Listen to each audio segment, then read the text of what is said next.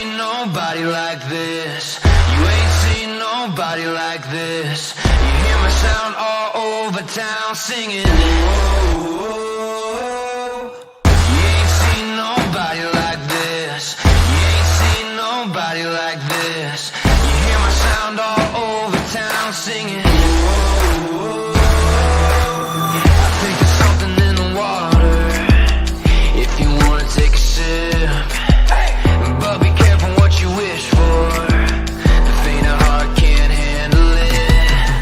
Everybody wants a piece of someone else's prize, but it ain't free, it don't come cheap. Only the strongest will survive.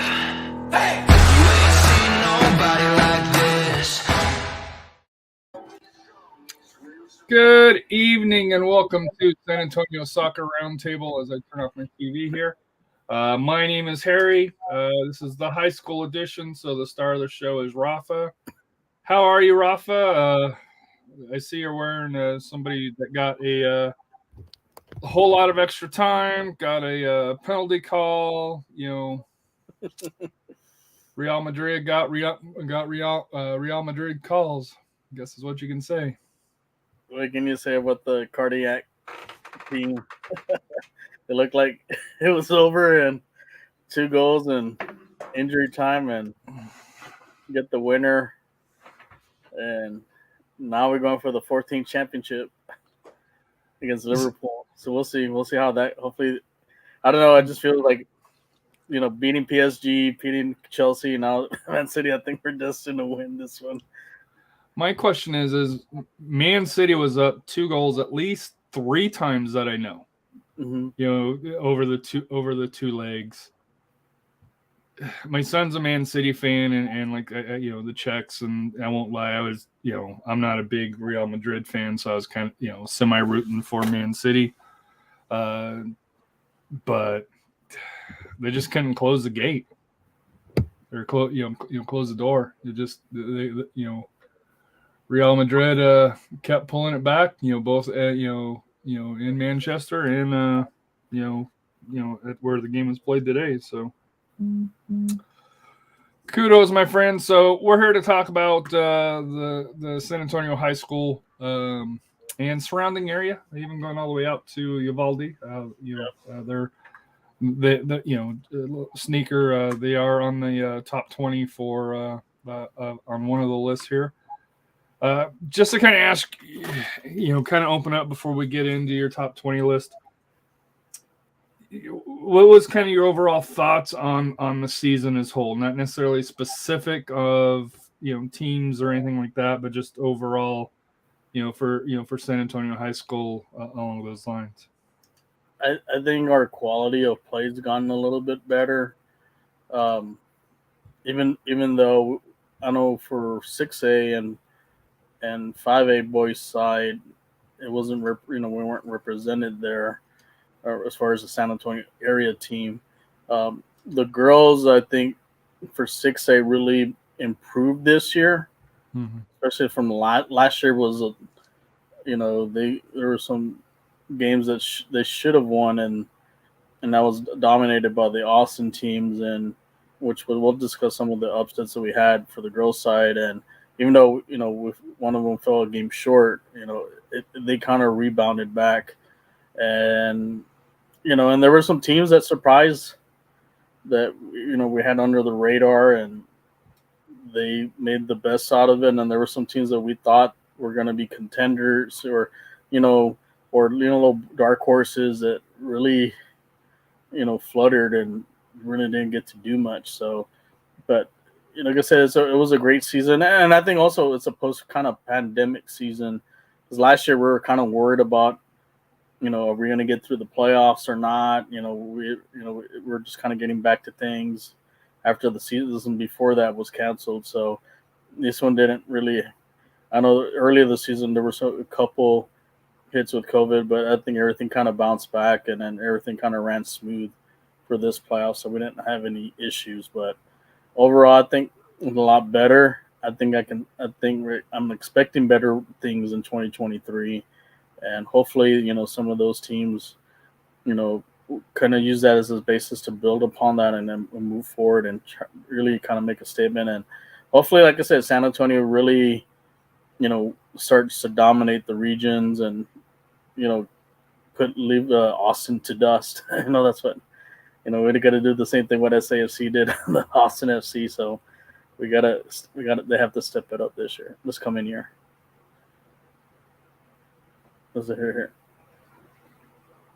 So, what's one of the things that you think that San Antonio soccer could improve, whether it's on the boys or girls side, along those lines? And it's not necessarily in comparison to, Austin or the Valley, just more, here in the city and surrounding areas. What's one thing that we could look to improve in this next year, whether it's for athletics or for the school specific? I think the big thing is more teams need to challenge themselves, and I think that's something we discussed in the 50-50 podcast, and we had some analytics on that as far as records and so forth. Well, we've discussed it with Southwest as well. That's that's one of them. That I would like to see them go up north and play some of the Dallas teams, and I think that would help them really play at a different speed, learn how to play at a different speed and also different level of competition, because Georgetown's kind of been their little thorn on their side, and knowing Georgetown, they go up there, to those areas and play some of those teams.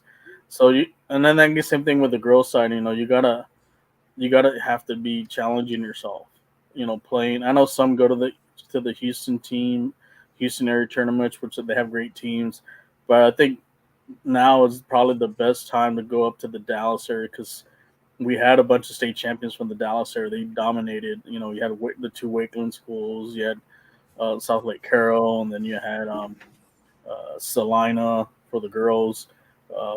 This year Houston had a blank. they did a total goose egg. Mm-hmm. So we know we're ahead of them. This is okay. How can we close the gap with the Dallas teams? And that the way you do that is going up there and playing them during the preseason, the non-conference, season, if possible. But I know it's difficult, especially if you're in one of those 10-team districts. But if you're able to do it, I recommend playing. Get out of your comfort zone, go play some of the elite teams. That's gonna, and it's gonna make you better in the long run, especially for the playoffs. What about inviting, the Northeast Showcase, the Northside Showcase? I think Southside's got one along those lines. Inviting some of those schools down here, is that something that's doable, or because all the talents, and I won't say all the talent, but the tougher competitions up in the Dallas-Fort Worth area, there's really not an incentive for them to come down? Is that part of it, or where we have to go to them instead of inviting them to come down? That's part of it. I know this year the girls' state champions, which was Salt Lake Carroll, they came down here. They played Reagan. I think they tied them, and then Bernie Champion tied them, but they beat them in PKs. So that was good to see some teams from that area. I don't know if more of them are willing to come down here. Maybe if they hosted at a different facility, like at Star, or even at Toyota, because Toyota's on during the off season. It'd be nice to have a couple, few games in there. I think that'll attract some of those teams that, hey, we get to play at a real nice first-class facility. And I think that's the big, deal breaker when it comes to that, because more than Dallas, you're playing at top-notch facilities and so forth. So, especially by Frisco, yeah. Yeah, especially Frisco, yes. Yeah, especially when your high school's across from the FC Dallas Stadium. So it doesn't hurt to play there at the Star or they're at FC Dallas at the Toyota Stadium. So maybe that's something they can look into, and it'd be nice, even get in conjunction with SAFC. They can partner up and doing like a mega showcase. Kind of really like Austin has theirs, that the Lake Showcase that's co-hosted by Westlake and Lake Travis. I think maybe San Antonio needs to do something similar to that. And but playing at these first class facilities, they're at Star or they're at Toyota, I think that'll bring a lot of those teams that come down here. Plus, the weather probably be a little bit nicer than it is in Dallas during that time too. We say that, but whenever high school season starts, it's it could be mid 70s, and then all of a sudden high school season starts. It's 50s and wind and through there here. But any final topics you want to get in on the season before we start with the we're going to start out with the girls season-ending power rankings. Any final comments that you got on the season? Whether it's some of the sites that you've seen, any things that you're looking to possibly go to next year, new programs, new divisions come out. Came out along those for that here. So any final thoughts before we jump into the rankings? Yeah, the new district realignments already came out, so it's going to be interesting how some of these teams are going to, go up against each other. I know, like there's some teams that moved over to one district. There's a new school that's coming up. Some changes around the region, and it's gonna be and some new rivalry games too. And like for example, I got one that's going to be interesting game. Next year, like Bernie Champion versus Smithson Valley, that's going to be probably one of the top games here in our region for the girls' side. So we'll see how that stands out, and hopefully, like I said, a lot of these teams learn from this, or hopefully they'll begin to step it up, and start contending on us. Again, hopefully we'll get a girls' team, especially 6A, in the final. So my final thought is I want to give a huge shout out to the 50/50 podcast and Coach Cano. To me, it's been a great partnership between the two shows. I know you've, especially during the playoffs, you and him, go back and forth quite a bit here on that here. So do want to thank a huge shout out to Coach Cano and all that he does. And to me, like I said, it was a joy to watch the games. I didn't make it out as many as you did, but like I said here, congratulations to all the seniors, and looking forward to the upcoming freshmen and seeing if there's any dynamic freshmen that will make a difference for that here. So let's get into the 2022 season-ending girls power rankings. And number 20, the Edison Golden Bears, 18 wins, 8 losses, 1 draw. They finished second in 5A Division D27. In the playoffs, they did beat Southwest Legacy, and then they ended up losing to the powerhouse Dripping Springs in the area playoff round here. But your thought on the Lady Edisons? Edison had a really good season. They were a couple penalty kicks away from winning their district title, and that could have made them go to a different route. But, kudos to them for what they did this year. And, winning a playoff game it's a great start for them, and I'm sure they ran into, like I said, that second round game, they ran into a buzzsaw that was, taking out teams left and right until they got to the regional final, which we'll talk about in a bit later on. But good season for the Edison Golden Bears for the ladies there. Do you know if they were kind of a senior laden team where it's something that they can build on, or is it something that this was a senior laden team, so where they might fall back a little bit next year? I'm not too sure because I didn't get to see their roster. Like I said, hopefully they'll they have a core group to come back and maybe contend. I know next year is going to be very difficult in that District 27 because now they're going to have Alamo Heights in that district, so Alamo Heights is probably going to be the favorite in that district. So, can they contend with them? And try to knock off Heights for that district title. We're just going to have to see till 2023. Moving on to number 19, Cibolo Steel, the Knights, 15 wins, 8 losses. They finished third in 6A D27, and they lost to Reagan in the bi-district playoffs. So not a bad team to go out to.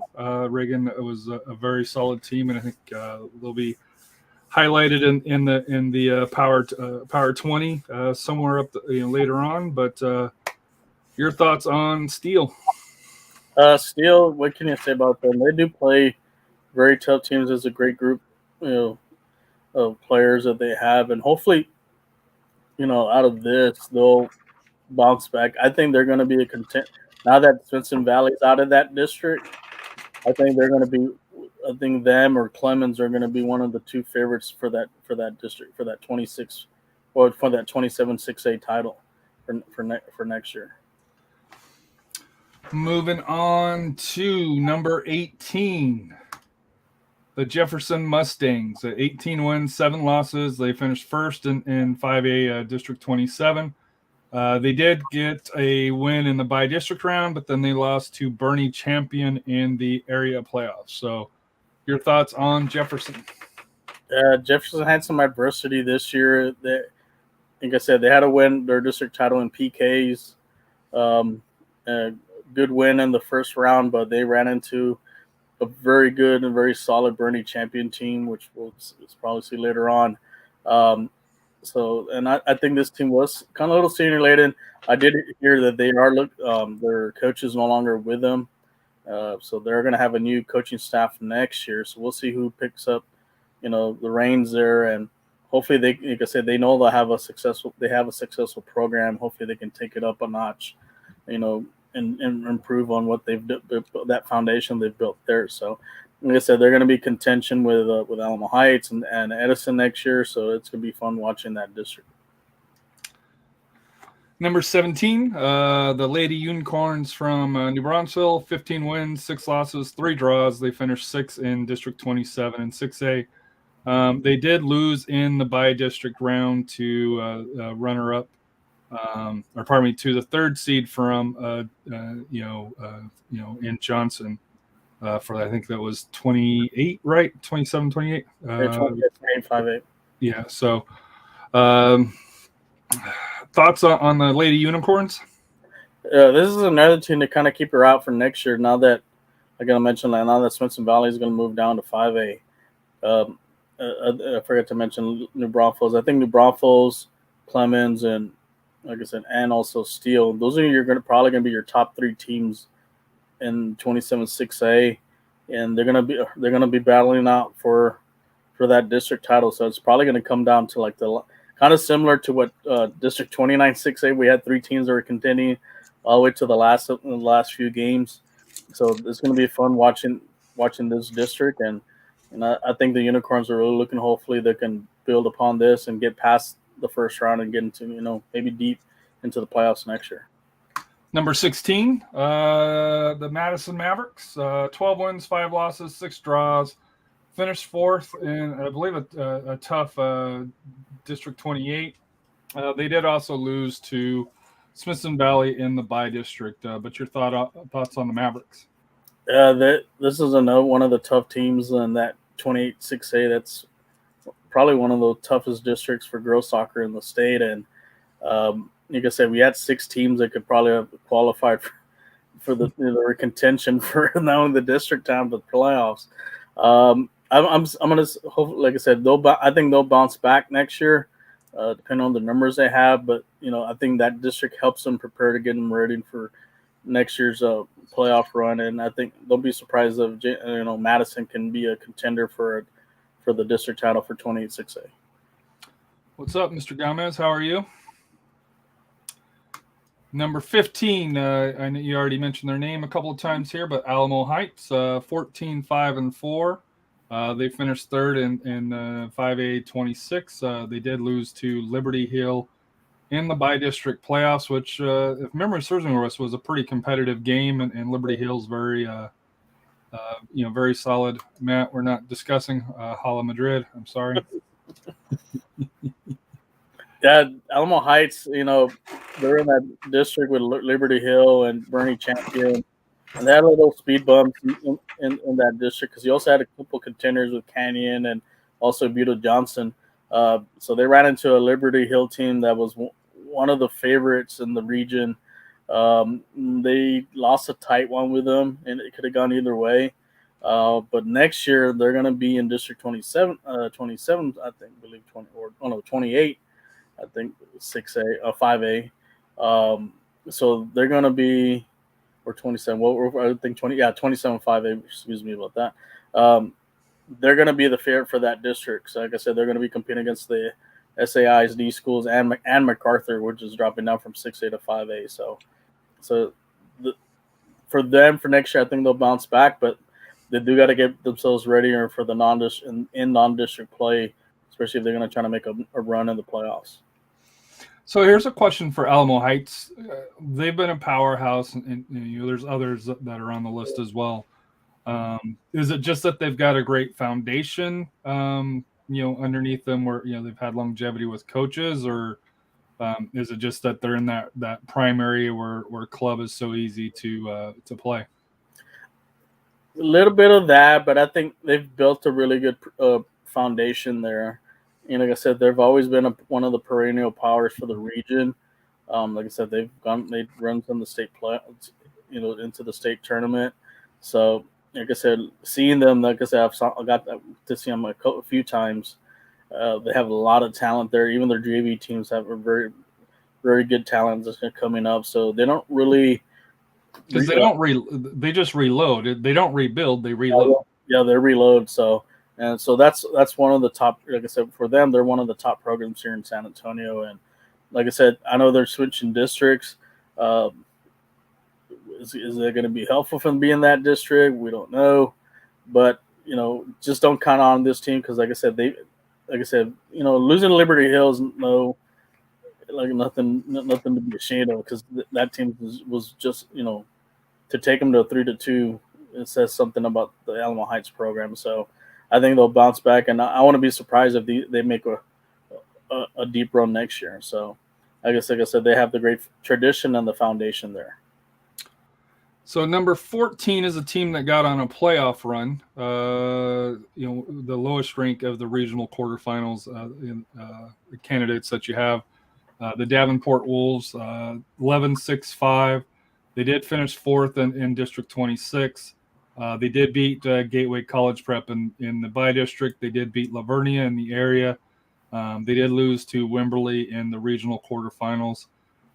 Is it just that they got hot, or was their path a little bit simpler, than others? Just kind of, it's kind of weird seeing, a regional quarterfinalist down at 14, but when you look at the record, you can kind of see, it doesn't necessarily add up, if that makes sense. Yeah, Davenport was, like I said, they were the surprise. They knocked off a 20-win team that won the district title, and I think that shows how deep and competitive District 26 4A is, because you have Wimberley, you have Canyon Lake, you have Bernie, and I think all that prepared them to make this run, and beating a good another upstart, which was the Lavernia girls team, and to get to the quarterfinals, and they took Wimberley to the limit. I mean, the previous two times, they had kind of, tough losses, but this one they went up to Wimberley and they almost pulled it off. But kudos to them. And this is one team you got to keep your eye on for next year. I said they'll have probably return quite a few lettermen back, and don't be surprised if they're the ones they'll be a contention for that district title. They're a newer school too, right?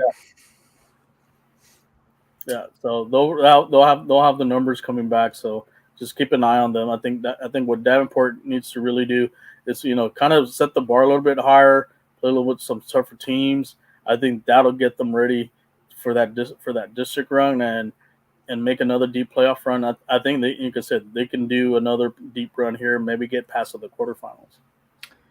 Moving to number 13, lucky number 13, the Uvalde Lobos. 18 wins, 3 losses. They were first in 4A 27. They did beat Gonzales, but they did lose to Bernie in the area playoffs. I know this is a team that initially started out real hot. And, we kind of questioned, if memory serves me right, questioned who they played a little bit. Kind of that Southwest feeling a little bit here. But your thoughts on Uvalde and the great season that they had? Yeah, well, I did get to see them play when they played at Bernie. I did live stream that game, and they stuck around. So they stuck around in that game, and they almost equalized right in the first few minutes. And who knows what could that outcome could have been from that. But then, like I said, Bernie took over that game and really show their talent and how deep they are. And I think from Uvalde's, they do need to maybe prepare a little bit more as far as with the non-district schedule. Really challenge themselves because that district they're in, it's not maybe not as competitive maybe as what the district Bernie's in. So that's something they need to look into. Play some some tougher teams, even play some 5A teams. Just get yourself ready because play at the teams at this level, and who's to say that they don't make a breakthrough and get through this third or fourth round. So here's a question, and it's kind of for teams like Uvalde, teams in the Valley, maybe even teams that are not near major metro areas here, because 4A is becoming a growing league for it here. Obviously, to be able to travel, there's an expense there. Generally speaking, they probably don't have the facilities to host tournaments along those lines here. So is it just one of those things where they're going to have, if you're going to be developing a program, that you're going to have to, make trips to San Antonio, especially early in the season, more frequently, maybe that you want, or maybe down to the Valley, or what if you're kind of, the sports director of Uvalde or certain area teams around the, Valley, or over like Gonzales, that type of area. Mm-hmm. How would you best try to set the preseason up? Because it's easier to say, hey, play somebody, but then when it comes into the administration side, I'm assuming that's probably a little bit easier said than done. Is that correct? Well, it depends on the administrators if your ADs allows you to go to certain places, and I know from past experience, like when I was in Del Rio, we made sure we played, teams that was going to get us prepared for district play. So we went out to West Texas, we went out to like Midland, Odessa to play some of the El Paso area teams that they're really good at possession. We played some I know we're going to see some panhandle teams that are very physical. So that not only made us better, it also made us tough. made us tougher too. And we were looking, since we played in that Northside district, and we bullied teams because we knew how to play the ball. We knew how to play physical, but the right way. We weren't hurting teams and so forth. It just prepared us for that. So I think these programs need to kind of look out of the box, and it's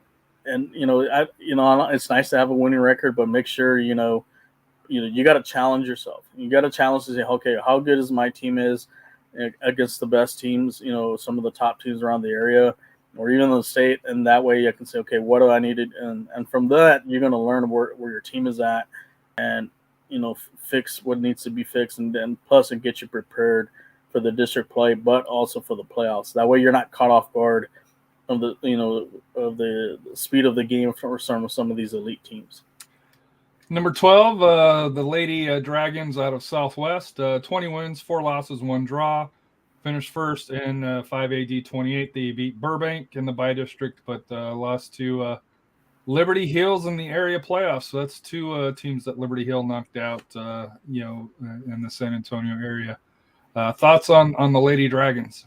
I mean, they're a great program. Like I said, they breezed through District 28, 5A. Great win over Burbank, but they ran into a very solid, talented Liberty Hill team, and like I said, they are going to have a coaching change next year. For what I've heard, so we'll see who comes into this program, inherits this program, and see what they can do to take it up to the next, like I said, the next level. How can you get out of the area playoff, or if they play a team like Liberty Hill or over that caliber, can they succeed and get into the next round? So one of the, like I mentioned before, it's going to come down to playing some of the elite teams firsthand, in the beginning of the season to get you prepared for that, to see what you're going to see in the playoffs. So both the boys and the girls from Southwest could have new coaches. I know the boys coach left mid-season to take the Texas A&M San Antonio position. Interesting. Number 11, the first TAPS school here, Antonian Apaches, 18 wins, 6 losses, 2 draws. They did finish second in Division One, Region 3. They beat St. John Prep 12 in area, lost to St. Agnes Academy in the regional playoffs for that here. But for the TAPS area, they were one of the top teams in the area. Although I think you and I, if memory serves me right, we were a little surprised at how early they left. They went out in the playoffs. Yeah, I thought they were gonna maybe make a little get into the state tournament, but I was a little surprised that they got knocked out by St. Agnes Academy. But I think Antonio girls they're gonna bounce back. So they'll be ready for next season. Like I said, I think they'll be in contention of winning that Division One Region 3 district title, and then hopefully they can knock down the door to get into the state playoffs and hopefully win that state championship. So in number 10, in that same region, finished first in Region 3. The San Antonio Christian Lions, they beat Concordia Lutheran in the area, but they lost to St. Pius X in the regional playoffs. And I know that was somewhat of a surprise to us because San Antonio Christian had won their region, and I know I thought they would go a little bit further than the second playoff round or third playoff round because they had a bye in the first one. Yeah, SA Christian, like I said, they had a win in the district title. Great season for them.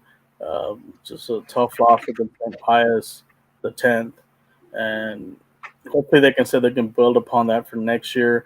And I know for the TAPS girls for 6A, it's one of the toughest. I guess it's for classifications for girls soccer for TAPS, and I know the Dallas teams have been dominating the last few years, and hopefully, like I said, either San Antonio Christian or the Antonian that will finally get breakthrough, get into the state tournament, and hopefully bring back a state title. So that'd be great as far as advancing the programs for them. So moving on to number 9, the Lady Raiders Taft over on my side of town. 16-5-4. They finished third in 6A District 29. They went pretty far in the playoffs. They beat Laredo United in the bi-district. They beat La Jolla Juarez Lincoln in the area. And then they lost to, I think it's district rival O'Connor in the regional quarterfinals in a fairly competitive match. I think that was the third one for that here.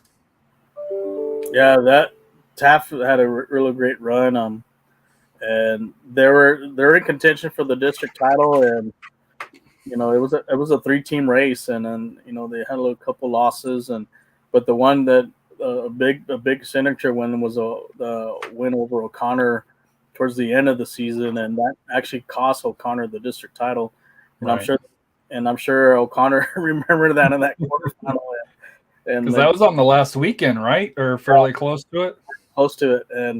And that could have changed a lot of things as far as, the runs in the playoffs. But, and I think O'Connor remembered that, and which I guess we'll get in a bit once we talked about them. But, what can you say about Taft? Taft's got a great program, and I'm sure they're going to be contention again next year for 2023. And they have some good, solid core players coming back. So I wouldn't be surprised if there'll be, maybe this could be the year. Next year could be the year they finally win the district title. Who moves out of District 29? Was it O'Connor? It was Marshall. Oh, Marshall. Okay, so O'Connor will still be there for that here. Yeah, we'll have Iota slipping in for them. Number 8, Johnson Jaguars, 18-5-3. They finished third in District 28. They did beat New Braunfels. They did beat Lake Travis, and they lost to Reagan in the regional quarterfinals. District 28 was a powerhouse conference here, so beating Lake Travis and beating New Braunfels, great playoff run, and probably one of the tougher ones, before they faced Reagan, if based on my experience. The Lady Jaguars, William, what can you say? They had a great season. They were almost close to winning the district title. That just faltered a little bit towards the end. I know they had a big, the first go around, they had a big win over Reagan, but then the second turnaround, the second time they played, Reagan kind of get a little payback on that. But in the playoffs, especially that second round game, no one gave them a chance to make on. Lake Travis was one of the favorites. A lot of people thought maybe they're going to be the representative for Region 4, and to go up there to Canyon Lake and knock them off, what a signature win for their program. And then the next game, playing Reagan for the third time, it was like a heavyweight boxing fight, and they lost to 1-0 on a goal that was shot from pretty far away. But can't hang your, like I said, I tip my hat to the Lady Jaguars, and don't be, like I said, don't be surprised again. They're going to be one of the top teams again for next year, and I think they'll be a contention for winning the district title, and hopefully they can break through and get into the regional tournament. Number 7, the Clark Cougars, 21 wins, 4 losses, 2 draws.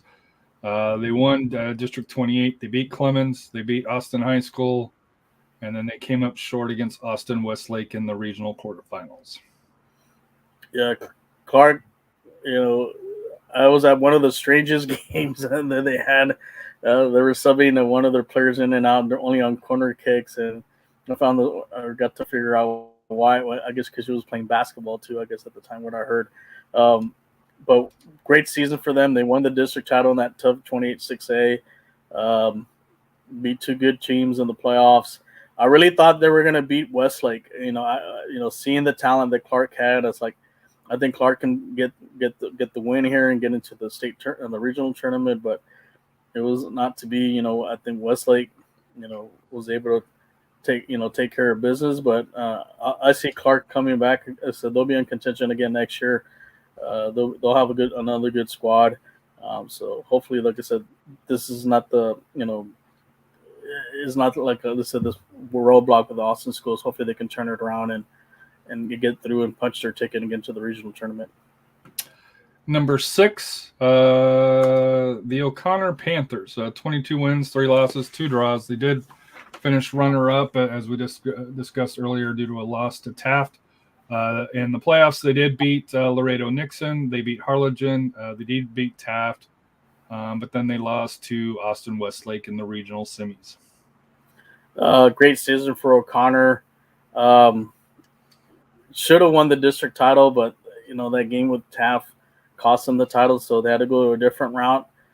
Took care of business with Nixon, took care of business with Harlingen, got some revenge against Taft, and I was really looking for them playing against Westlake. Like I said, they're a very talented team. I think what hurt them is not having their best player out there.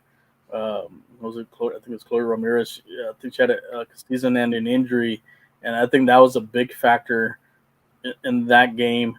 I think having her there, I think could have made a difference, as far as the result. But what can you say about O'Connor? I think they'll be good again next year. I do know that they are going to have a coaching change, so they have an opening there. So we'll see who they bring in. And like I said, they have a tall task.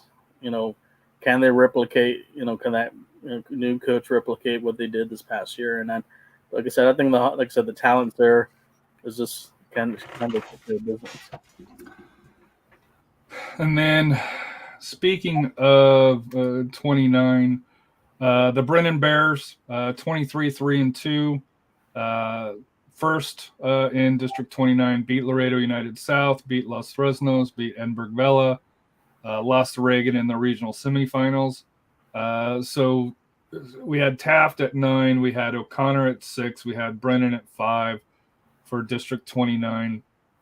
Do you kind of foresee that possibly shaping up next year as kind of that three-legged race as well, or do you see one of these teams kind of taking a step after you go, and you can answer that after you go over the Bears? Well, Brennan, like I said, great season. Because I did live stream their game against O'Connor. They lost that game, and it didn't look good for them about winning the district title. But Taft did them a favor. I'm sure for the Brennan coach give that's a little thank you note for that. And they, like I said, they had a great run. Did see them, the game versus Reagan, and I thought they were, they had a legitimate shot. They were winning, but Reagan was able to find a way to win, and like I said, it was a tough loss for them. But they're gonna have a good core back. I know I think they have their leading scorer coming back, so they're gonna be. I think it still be like a 3-team race next year, going into 2023. So don't count the Lady Bears out. As far as going making another deep run and getting to the regional tournament again next year. And moving to number 4, a team that we've heard 2 or 3 times already. We didn't catch this. The Reagan Rattlers, for that here, 22 wins, 3 losses, 3 ties. Finished second in District 28. Cibolo beat Cibolo Steel in the bi-districts, beat Austin Vandergrift in the playoffs, beat Johnson in the regionals, beat Brennan in the semis, and then lost to Austin Westlake in the regional finals here. So obviously a great season by the Lady Reagan Rattlers for that here. But your thoughts? Well, last year Reagan was manhandled in the playoffs in the second round, and I was there at that game, and so I know for sure they had that on their mind and how to find a way to redeem themselves. And like I said, they finished in second in district, which I said was tough. Like I said, it's one of the toughest districts in the state. Great win over Steele, and then get some revenge on Austin Vandergrift, because Vandergrift dismantled them last year, and to go up there to the Austin, go up there towards the Austin area and beat them, was a great boost for them. And then another great game with the third time, the third match with Johnson. Like I said, back and forth until finally they were able to sneak one in, in the overtime, and knock off a great Brennan team. Comeback win for them, and then really thought they were going to beat Westlake. I said because they had been on a roll, but Westlake was able to take care of business. But no shame on the Lady Rattlers. They had a great season. I think they really redeemed themselves from what happened last year, and like I said, we'll see how they turn out next year. I think they'll still be one of the favorites for 26A, and I think they can make another deep run again in the playoffs. Number 3, the Bernie Greyhounds, 20 wins, 4 losses, 5 draws. Finished second in 4A 26. Went all the way to the state semifinals. They beat Austin Achieve in the bi-district, Uvalde in the area playoffs, which I believe is the match that you went and saw. Canyon Lake in the regional quarterfinal, Santa Gertrudis in the semis. A tough Cal Allen team in the regional finals, and unfortunately lost to the state champion Salina in the state semis. Hell of a year for the Greyhounds. Yeah, it didn't look good for Bernie during the district season, because they had some tough losses. And early on in the year, we were kind of, hey, what's going on? Yeah, because I had them as one of my favorites to go to state, and like I said, Wimberley ended up winning that district, and I was like, is there something wrong with them? And are they going to be able to make a run? But they got everything together in the playoffs, knocked off Austin Achieve, knocked off a good Uvalde team. I think they were really seeking revenge on that Cal Allen game, because they lost to them last year. Because we expected them to make the state tournament last year, but Callum ended up knocking them off. But so to beat the state finalists from 4A last year was a great confidence boost. But they just ran into a really good Salina team that their leading scorer is going to go to Texas Tech. And like I said, she's been a buzzsaw that we actually got to interview her a few weeks ago at the 50/50 podcast. And but what a great season for Bernie, to bounce back. The scary part, they're returning a lot of their players, and there are a lot of underclassmen, so they're going to probably be the favorite for not only the district title, but also I think for the region, possibly even the state title too. So don't count out the Bernie Lady Greyhounds. I think they're going to be one of the teams to watch for next year. Number 2, also out of Bernie. Can't believe I missed that. Bernie champion. 20 wins, 4 losses, 3 draws. Second in D20 in 5A D26, beat Georgetown, beat Jefferson, beat Liberty Hill, beat McAllen. The shocker for everybody, beat Dripping Springs, and unfortunately lost to Grapevine, who finished runner-up in the state semifinals. What a great season for Bernie Champion.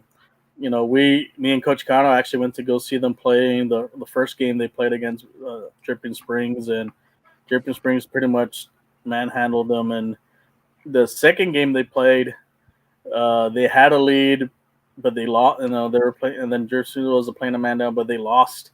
I think they had a player down, then they lost it. But like I said, going into the playoffs, they were pretty much battle tested, and that first round game was a tough one against Georgetown. It could have gone either way, but they were able to knock them off, and then they took care of business with Jefferson. That third round game, the regional quarterfinal with Liberty Hill, I think a lot of people were expecting a lot from this game. They could have gone either way, and they were able to knock off Liberty Hill.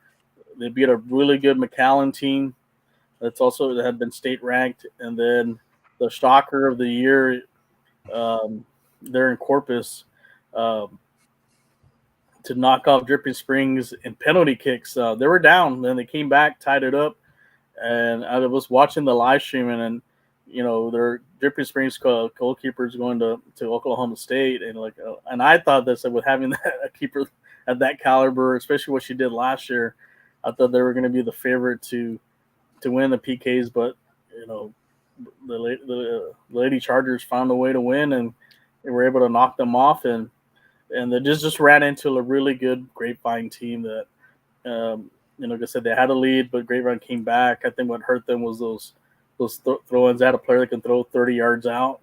I think they had scored a couple from that, and then they just couldn't recover for it. But, what a great season.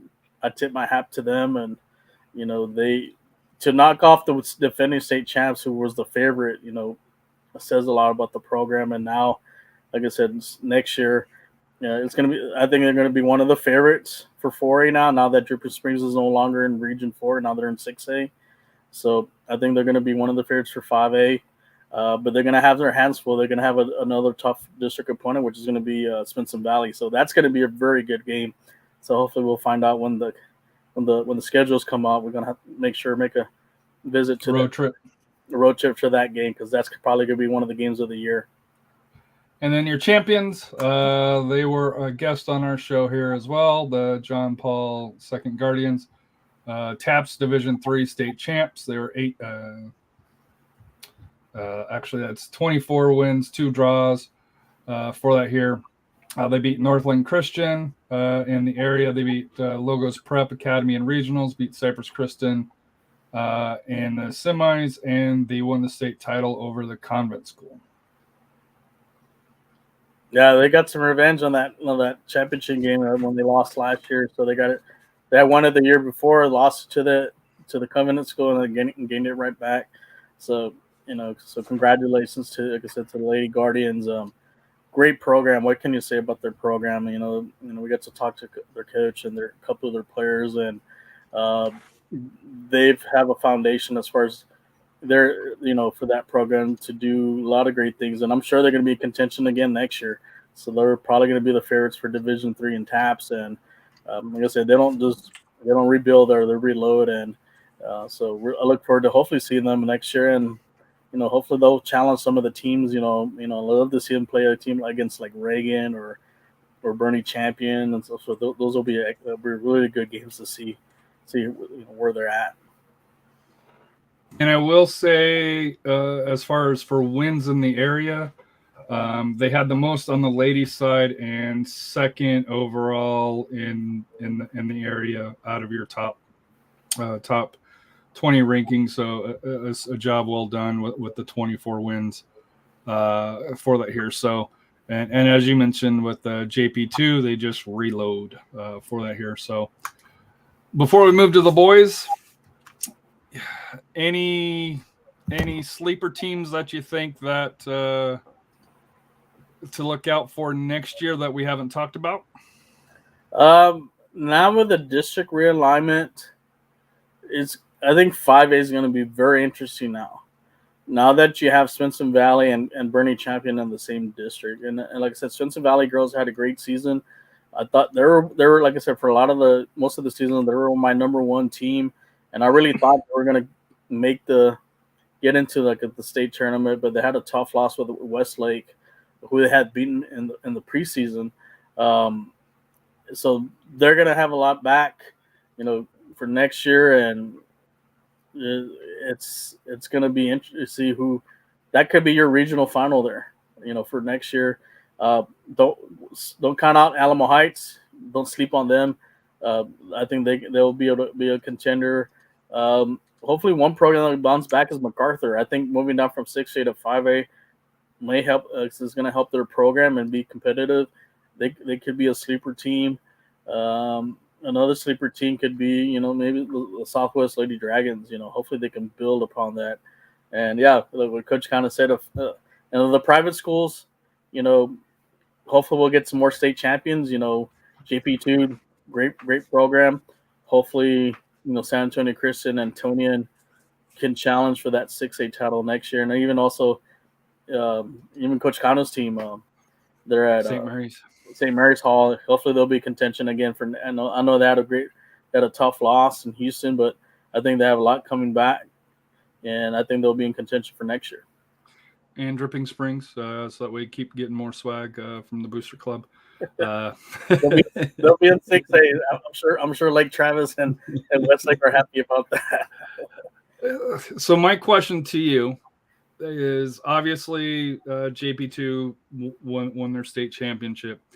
How close in your rankings was Bernie Champion overtaking them, or was, if you finished state champion, was that kind of the default number one? Just kind of how close in your rankings, and I know rankings are subjective, no matter who puts them out, but just in your mind, kind of how close 1 and 2 were. It was close. But winning the state championship does matter, and but also win their wins and losses. But you look at Bernie Champion, look at the quality teams that they beat. They beat Georgetown, they beat Liberty Hill, they beat Dripping Springs, and they had they for a while they were beating Grapevine. So it's going to be interesting next year for them. Hopefully they'll, and like I said, they end up going to Georgetown next year. So that's just how it was close. I think had Bernie Champion won, maybe just looking at the quality teams they had on that route they took, really could have made the scale and had them at number one.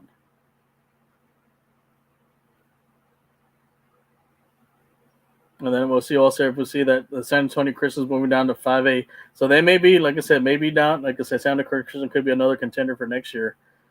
So, all right. So then let's move to the Live Some Drip. Shout out to their awesome booster club for Birding Springs.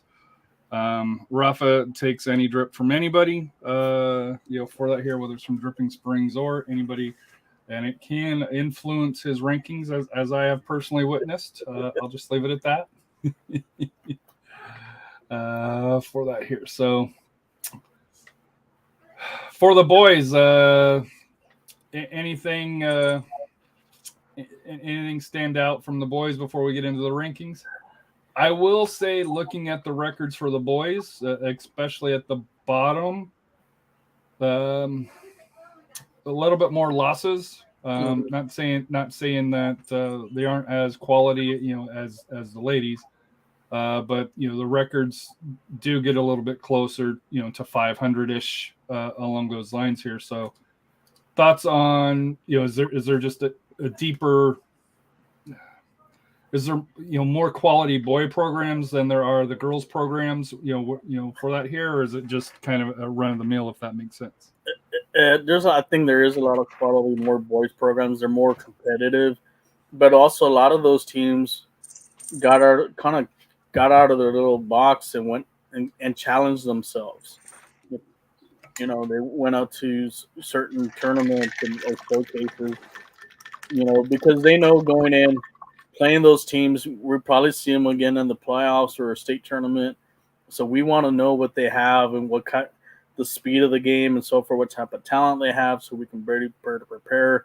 Like I said, a lot of that prepares them for the district run because some of those districts that we have here for the boys are, you know, they're tough because you know it's like if you're playing a playoff game every day, every Tuesday or Friday.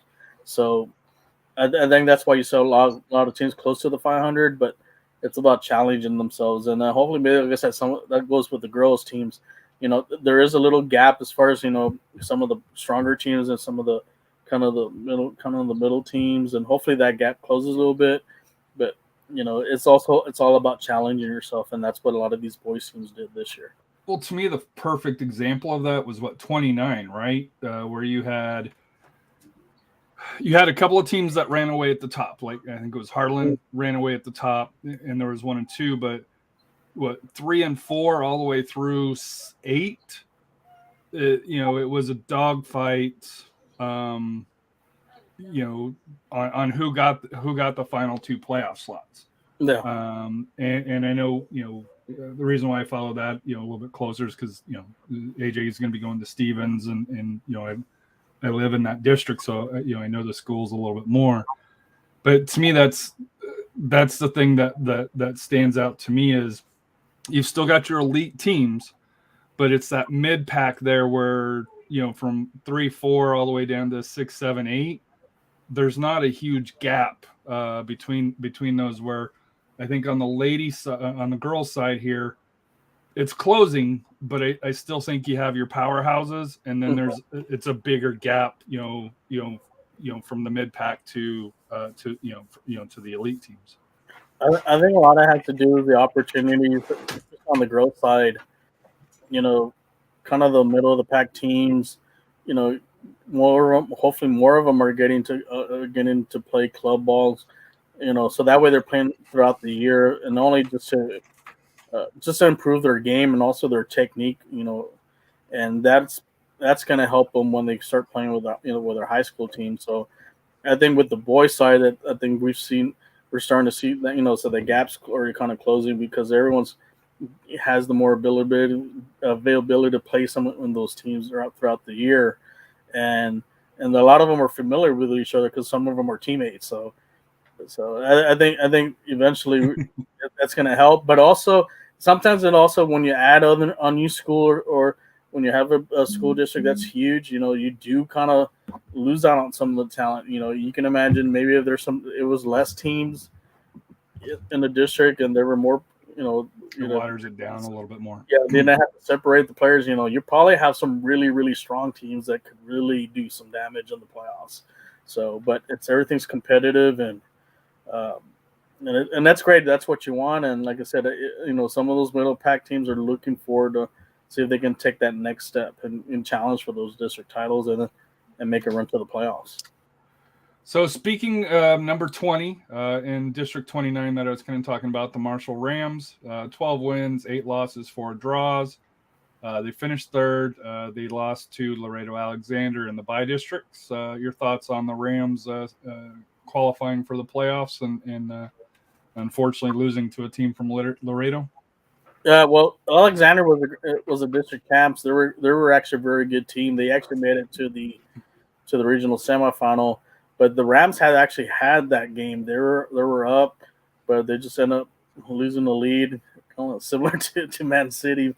And but the thing is about Marshall, like I said, they are in a tough district, but it's going to be tougher for them next year because now they're going to be in 28 6A. Now that MacArthur's moving down to 5A, so they're going to take over that slot.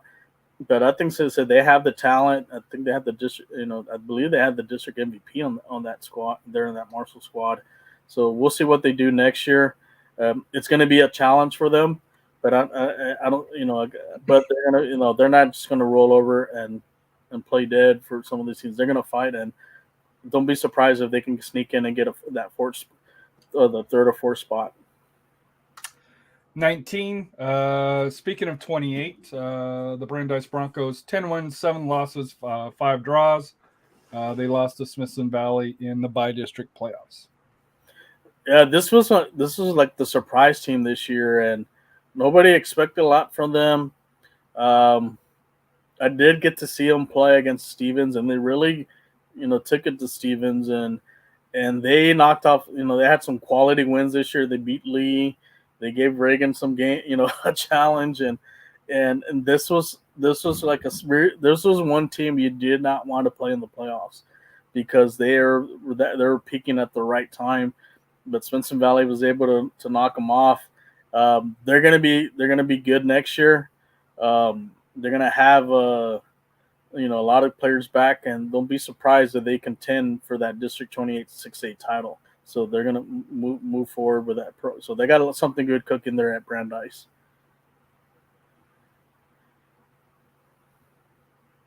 Here. Sorry, I was Coach Kano is taunting me with Man City losing today. Davenport 13-6-2, third in 4A 26. They lost to Taylor in the bi-district round. Yeah, Davenport, like I said, one of the newer programs. Great season for them. They just ran into a really good Taylor team that surprised a lot of people in Region 4. They got to the state regional final. The regional finals, yeah, they went far. So I think that they also had 2 really good forwards on that team that that was doing a lot, doing well for them that season. But like I said, Davenport, like I said, they're in that tough district for 26, 4A. I think they'll bounce back. I think they can improve on things for next year, and don't sleep on them. Like I said, they're going to be a team to watch for 4A. Number 17, Brackenridge, 14-5, 14 wins, 5 losses. Finished second in a competitive 5A District 27.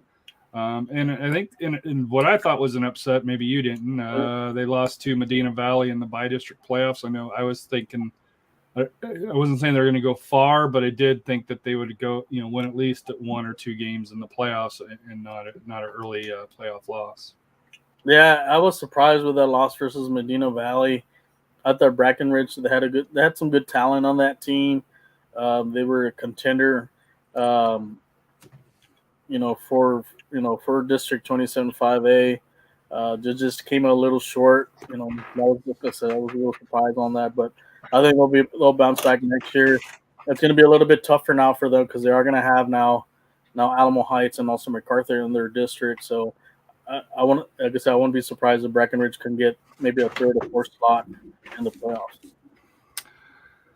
So moving to the first TAP school, one that's had mixed results. 9 wins, 6 losses, and 1 draw. They did finish first in TAPS, which I think was kind of a surprise and a disappointment all at the same time for that, just on how their season went through. They did beat St. Prius X in Catholic in the area. But they did lose in the regional playoffs to the Village School. For Central Catholic, you'd probably consider this a down year, just based on recent history from them. But your thoughts on the Buttons season? Like I said here, it's one of those where, to me, it's they got hot, they won their region, but outside of region play, it was a struggle. It seemed like. Yeah, they had a struggle this year, even the regular season. I know they went to the North Texas Showcase, the Elite Showcase, and that didn't have really good results out there. I did see them play against Southwest, and Southwest really kind of took it to them. And I was like, oh, is this team going to be in contention for their district title? And I really thought Antonian was going to probably take that step and knock them off. But they were able to, like I said, they were able to get in a little hot streak in their district play. They were able to get that win over St. Pius X, but they lost to a very good Village School team. I think they made it to the state tournament. So, because this was like another off year for Central Catholic, which is 2 years, because last year they lost on the first round. Mm-hmm. So hopefully this coming year in 2023, they'll bounce back. Maybe they'll have, like I said, they'll have hopefully some experience back and Well, they dealt with some injuries, right? I think that was their issue this year. And I know Lee, we're going to get to here as well.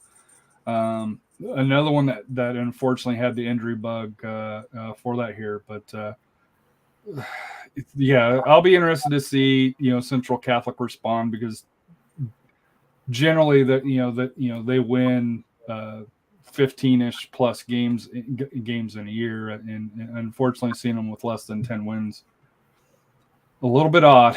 Yeah. Just leave it at that. Yeah, because they're accustomed to having they have the championship run, and I think Lan had to do with someone that's playing in Denmark right now, but yes. But I think though, like I said, they're still a great program. Mm-hmm. They have the tradition, they got the state titles, great coach. They'll bounce back from this, and I think like I said, they're going to be a team to watch next year, and hopefully, like I said, they'll get into a groove and get into that state championship game again, and we'll bring it back. Number 15, and I'll have a question for you after this one here, because the end of the season, a decision by the coach, I don't necessarily agree, and we'll rehash that topic one more time. The Lee Volunteers, 15 wins, 6 losses, 2 draws. They finished third in a District 28. They did lose in the first round to Clemens in the bi-district playoffs. They were the defending state champions. Your thoughts on Lee in a year which you can't say they underperformed, because from my understanding they dealt with a whole lot of injuries to key players, and for them to be able to still make the playoffs in a very tough division just shows how much depth that they have. Yeah, I expected more from Lee, but when I found out that they lost their leading scorer, that changed a lot as far as with their play, because they didn't have their go-to guy, and then I first noticed that when they played against Brownsville Porter. They dominated that game as far as possession wise. They just couldn't finish, and they had great opportunities to finish. They just couldn't get it done, and that was a big concern there. So how are they going to react? How are you going to adjust not having your go-to guy? And then we did see them play a tournament in Alamo Heights, which they lost to one of the teams from El Paso. They just couldn't get in the groove, and for a while they looked well in district, and then towards the end they just kind of fluttered a bit, and maybe, like I mentioned, the injury bug took a toll on them, and I thought they still had a chance to beat Clemens, because, like I said, they faced each other already, and I still think they had enough to win that game.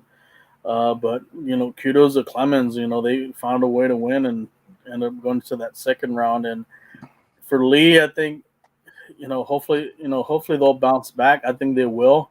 I think they still have lots of experience, and also they have a great JV program. There's some things that they do need to fix, and we'll see what they do next year. So don't sleep on them for next year. They're going to be a team that that's going to be looking for some redemption next year. So my bone to pick is they had a play-in game for that here to finish. See who finished third, who finished fourth. I know I've talked with you and Coach Kano on it before. I do wonder if retrospect, if they would have just been better off with the flip, because they did end up losing that game, and I know they thought that they were going to win that, win the game. That's why they went and played it. Mm-hmm. Your thoughts as a coach, because finishing third and finishing fourth, looking at the bracket here. Loaded here. So finishing fourth would have faced what? This is 28, right? It was for second place. Oh, for second. Yeah. So third place. So second place, you would have faced. 28, where's 28? Runner-up Steele versus Clemens through there. So both quality programs between Clemens and Steele, but to me, and it just might be because I'm not a coach, for that here, I probably would have saved the players and took the flip on the chance of that because it's a 50-50 chance. Am I just way off base on that or not? I think Coach Rogers wanted to get a game in to build confidence because they didn't finish strong, and then but when you lost. When you lose though, yeah, but that's the chance though. That's a chance, yeah. But had they played Steele, would they gotten a better result? We don't know. I think they probably would have, but just based on your rankings. But yeah. But I think it just shows that they're not afraid. They're going to go out there and do well. It's just he trusted his players, and knowing that if they got a good win, it would have built momentum for them. It propelled them, and like I said, they would have probably beaten Steele, and then whoever they would have played on the second round. Which would have been I think Vandergrift, yeah, would have been Vandergrift. They would have still had a good shot at beating them. So it's just a roll of the dice sometimes, and but you learn from that, and but like I said, he just showed that he had confidence in those players. But yeah, just to me, it's and like I said, it may be because I'm not a coach and I've never been in that position. Just and especially where you talk about, I know you and Coach Cano talked about the compactness of the playoff schedule to play that match and then to have to turn around. I think it was 2-3 days later, play another match there, especially on an injury season. Like I said, that's just me, backseat driving, on it here. I think if I was the coach, I probably would have done the coin flip, but like I said, neither's a wrong answer. You just to me, it's one of those puzzling things that from my perspective, just with the player's health and along those lines, I probably would have erred on the side there. But you're right, if they would have won, things could have been much different for them. So. Yeah. But number 14, Cornerstone Warriors, an independent team, 14 wins, 2 losses, 3 draws. Unfortunately, because they're independent, they have no place to play for the playoffs. And I know we've talked about it before. Hopefully they can find a home somewhere to be able to qualify, because obviously looking at the records and the results, they had a quality season. Yeah, they had some good quality wins, and they went up to Dallas, play some really good teams up there, and they're a team. If they were in TAPS, they'd probably be one of the favorites, in this region. And I think they would contend against Central Catholic, Antonian for that district title. So hopefully, like I said, hopefully they'll find a home in the near future. Number 13, O'Connor. The O'Connor Panthers, 14 wins, 4 losses, 3 draws. They finished second in the 6A District 29.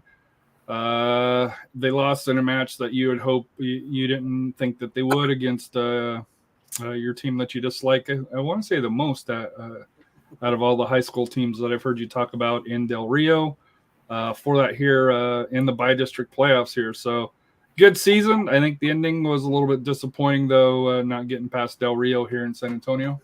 Yeah, that game was really, when I watched the game, and I've watched it a couple of times, they seemed out of sync, and they looked a little lost. They made mistakes that they didn't really make during the season. And I got to give kudos to Del Rio. They took advantage of those. Honestly thought they had a lead. Like I said, O'Connor had a lead, and they just ended up surrendering on a couple defensive errors, but still a good season. They contended against Harlan all year long for the district title. Just looked a little short, but nothing bad at finishing second in that district. I just expected them to make a little deeper run.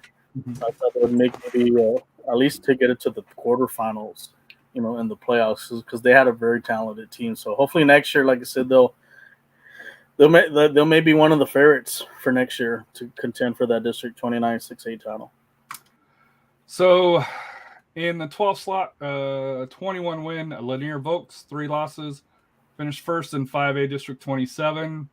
However, they got upset in the by-district by Harlandale. Yeah, this is one of the teams I heard a lot of praise from others that I needed to go see, and great talent, but really hard. You got to give kudos to Harlandale. They had a great game plan. They took them out of sync, and then Harlandale getting the lead really kind of threw things off for the Vokes, and they just couldn't recover. And I think a lot of had to also do with, it was something that me and Coach kind of talked about as well with the playoffs. Coaching matters, and there really weren't any adjustments made to kind of fix, to take advantage of certain situations, and like I said, or kind of get around Harlandale's, basically they're kind of played to park the bus a little bit, but they were good at counterattacking, and they just didn't have a good game plan. And so, like I said, they had some, like I said, really talented players, but they just couldn't get through. And hopefully, like I said, next year, like I said, they learn from this and they can improve on this. But like I said, it's going to be difficult now they're having MacArthur and Alamo Heights in that district. Number 11, Pleasanton, 14 wins, 4 losses, 3 draws, finished second in 4A 27. Did beat Gonzales in the by-district and lost to Bernie in the area playoffs, which we'll talk about Bernie a little bit later. So tough area match for that here, but from my understanding, a great year for Pleasanton Eagles. Yeah, they had a good season. They finished runner-up to Lavernia District in 27 4A. They beat a really tough Gonzales team, which I heard. I don't know from Coach the Lavernia's coach, that they had a really good program out there in Gonzales, and I think they might be in the same district coming up this year. But they just ran into a really solid Bernie team, and I remember talking to Coach Strong about that game before that they flip home and home, and like I said, Pleasanton won the flip, but Bernie was able to get the win there at their place. But for them for next year, like I said, I think they'll bounce back, and like I said, they'll get in the playoffs again next year. Speaking of Lavernia, they are in the top 10 at 16 wins, 2 losses, 4 draws. Finished number 1 in 4A 27. However, they lost to Beeville Jones in the district by district playoffs here. Beeville, if memory serves me right, went fairly decent in the playoffs here, if memory serves me correct. Yeah, for Lavernia, like I said, went to go see them. We had, because they had their coach on our show, and I already thought they were going to be the sleeper team in the region. They had some great, really good forward, great players, great touch of the ball, technique-wise. Just don't know what happened in Beeville, against Beeville. And Beeville probably had a game plan to kind of get them out of sync. And I know, look, the team's young, and, they haven't had much of that playoff experience, because I think they mentioned they lost on the first round the year before. But don't underestimate this team. They're in very good hands, and they're returning a lot of lettermen back. And I think having those early first round losses these last 2 years, it's a bad taste in their mouth. And I think they're going to redeem themselves. I think one of the things is going out there playing some some little, some tougher teams, playing up in a classification, playing some 5A teams just to prepare them. But I honestly thought, they were going to contend against Bernie, and I would have loved to see that game and see how that turned out. But, don't sleep on, like I said, they're going to bounce back. Don't sleep on them. like I said, they're in real good hands. They're going to have a lot of talent coming back, and hopefully they can get off that first round playoff monkey and make a deep run next year, which I think they can. They just have to hopefully they get to get the pieces together for that. Number 9, Schertz Clemens Buffaloes, 15-6-2 draws, finished second in District 27. They did beat Lee in the bi-district playoff round, but they lost to Lake Travis in the area playoffs. So one thing I noticed here, it seems like 2 years ago, Austin ladies roughed up San Antonio teams, but the boys side did fairly well this year. It seems like it kind of reversed, where the ladies from San Antonio got the upper hand mostly against the Austin teams, but on the boys, it seems like they did come up a little bit short against the Austin teams, like Lake Travis. Yeah, like Clemens struggled early in the season, but they bounced back, and then they had a huge win over Smithson Valley during district play, and I think that raised the confidence level for them, and they got hot towards the end, and they were able to get some payback from against Lee, because like I said, they played them on a really good playoff game last year, but they just ran short. Yeah, they just ran into a buzzsaw, which is Lake Travis, who's your 6A state champion, and but kudos to Clemens. Like I said, next year, now that Smithson Valley's out of that district, they're probably they're probably going to be one of them, and New Braunfels is going to be the favorites for that district title for 27 6A. Number 8, Antonian, the last of the TAPS teams that you have listed on the boys' side here. 15-5-1. They finished second in Region 3, which we talked about earlier, which is probably a little bit of a disappointment for you. Playoffs, though, they did beat Morningstar and Kelly Catholic. They did beat St. Thomas, but they did lose in the semis to the Village School in the semifinals there. So, thought on Antonian boys season? Yeah, I thought Antonian, this was their season to win the district title. With the struggles at Central Catholic, but they weren't able to knock them off. But they had a big win in the first round against Beaumont Kelly, who were the defending state champions, who knocked off Central Catholic the year before. So they got 2 quality playoff wins, and they lost to a very good the Village School, which beat Central Catholic. So that's for them. It's going to be a good good foundation for the next year. We'll see how things go next year for them. They'll compete in that TAPS district and win it from Central Catholic and move forward, and then maybe hopefully get back into that and break through and get into the semifinals again. Number 7, Johnson Jaguars, 17 wins, 7 losses, 1 tie. They were second in 6A 28, beat Steele, but they lost to Austin Vandergrift in the in the playoffs, area playoffs, pardon me. Johnson had a great season this year, great talent, close, beat Lee a couple times, especially on that one game, that play-in game. Great win over Steele. Just a tough loss against a really good Vandergrift team. So they're going to be a team to look out for next year. I think they have the foundation, mm-hmm. Some good players, and I think they're gonna contend for next year for that 28 6A title. So a team that I hype up a lot, but runs into the same issues year after year, and I know you've talked about this is probably the number 1 team that needs to see about going up to Dallas, in my opinion. Southwest Dragons, 20 wins, 2 losses, 1 tie. They did finish first in 5A 28. They beat Sam Houston, but they lost to Georgetown in the area playoffs.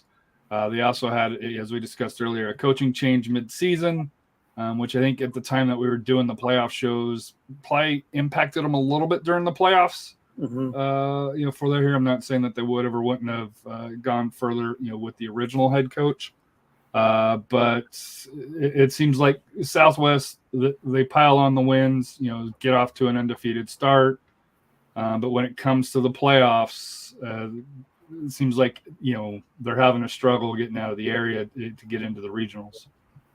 Yeah, I really thought they were going to really finally break through and get into the regional tournament. And, they just kind of buzzed all their way through District 28, 5A. They were the elite team there. They took care of business with Sam Houston, but they ran into a really good Georgetown team, and that, like I said, that was going to be a test for them. If they can knock off Georgetown, they were going to be a team to be reckoned with, and they couldn't. They fell short, and I'm sure they felt disappointed. Because like I said, those was a very talented team, and hopefully they can learn from this, and especially schedule wise. Sometimes if you do realize if your district's not very competitive, as far as your level, as far as your talent level, you do need to play some elite teams to get you prepared for the playoffs. Going up to Dallas or even playing in that Austin showcase or even the Governor's Cup, which is they have a lot of elite teams that come from all over the state. I think that's what needs to be done, and I think if that will help the program. And like I said, they have a good foundation down there. Like I said, they've built a good program there. Can you take it to the next level? And the next level is beating some of these elite teams, and then getting yourself into like I said, I know last year was a disappointment when they lost to Valley View, but can you beat some of these elite teams and break through and get into that state tournament? So with their realignment next year, they have Medina Valley, El Paso Win, Harlandale, McCollum, Southside, South San, and Southwest Legacy. Mm-hmm. So out of the 5A conferences, it doesn't seem like they got tougher. I know you mentioned District 27 got tougher, with Alamo Heights and MacArthur dropping down through their here. So next year, they really need to, kind of schedule a lot harder. I know that they had a trip down to the Valley that I think they got to play one game, maybe two, but one of their tougher games was unfortunately canceled as well. Yeah. Down in Brownsville, if memory serves me correct. Yeah, one of the losses was with a team that made it, I think, was one of the top teams in Brownsville.